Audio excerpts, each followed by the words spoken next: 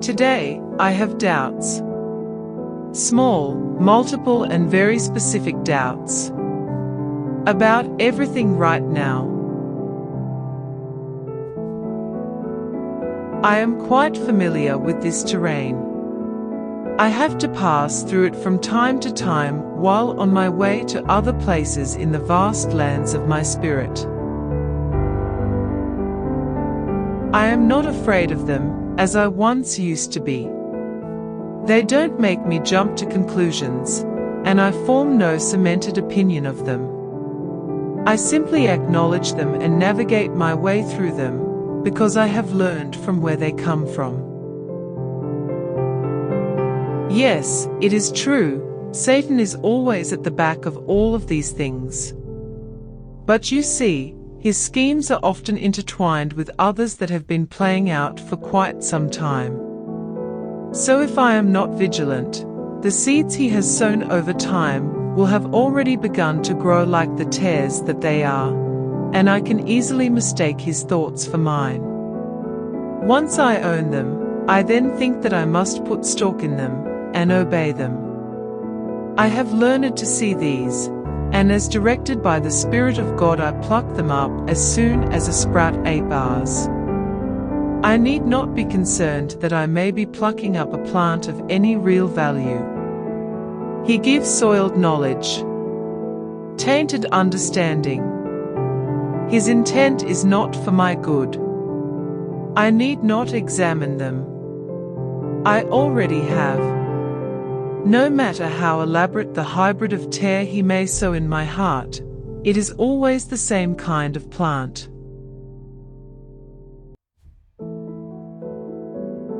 So far I have compared doubt to a terrain that must be traversed, and weeds that require plucking up. And I hope these imageries help you gain perspective on doubt in the heart of the Christian. But there is yet a little more that I wish to say about it.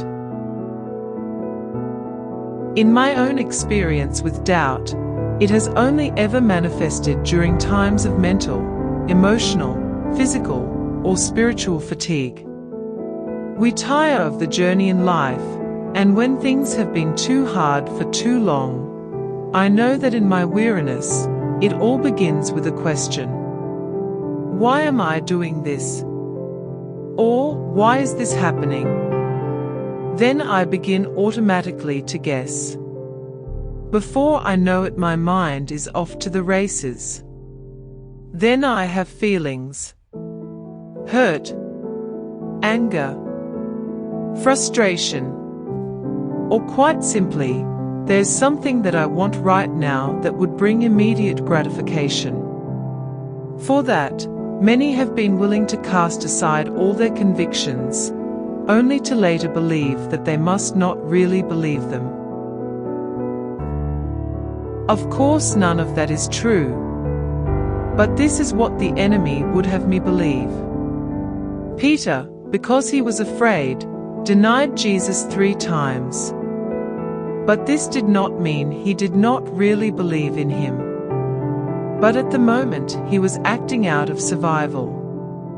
And for many of us, doubt is the escape hatch from all that we know to be true when we are faint-hearted. Sometimes doubt comes when I cannot understand the things that I see, hear, or experience in my life. I demand an immediate answer that meets my criterion. If I do not receive any answer at all, then here I go again with jumping to conclusions. I forget so quickly that much of my walk with Christ has been filled with things that I do not understand. These had no bearing on my faith in Him. Only when I had been challenged or tested in some way did not fully understanding bother me so much. Once again my doubts were unfounded. The scriptures tell us in the Psalm, "Be still and know that I am God." And again, in the Gospels Jesus says, "Blessed are those who are not caused to stumble on my account." Or put another way, blessed are those who are not caused to stumble because one does not understand what I am doing. When God says be still, He is telling you to shut up. Quiet your mind. Then He follows it with, know that I am God. This kind of knowing means to understand, to grasp, to realize, to perceive. For the Christian, this means that inasmuch as we can grasp God, what we have come to know of Him is to be understanding enough. This causes us to do, as one of the psalmists did when he came upon dark times, when it seemed that God was silent or unclear. The psalmist and seer, Asaph, said, I will remember the years of the right hand of the Most High. I will remember the works of the Lord, surely I will remember thy wonders of old. I will meditate also of all thy work, and talk of thy doings, remembering the day He called us out of this world, the ways in which He manifested Himself undeniably to us, the prayers He answered, the comfort He brought, the healing He brought, the mercies He has shown, speaking them out loud so that they are heard by our own ears as well as by others. Having done this will remind us that doubt and faith are merely two sides of the same coin. Doubt is a landscape that we cross on the way to faith. Doubt is a wave that is sure to break upon the soft shores of faith. I know better than my doubts. I do not trust them. I trust in God. Amen.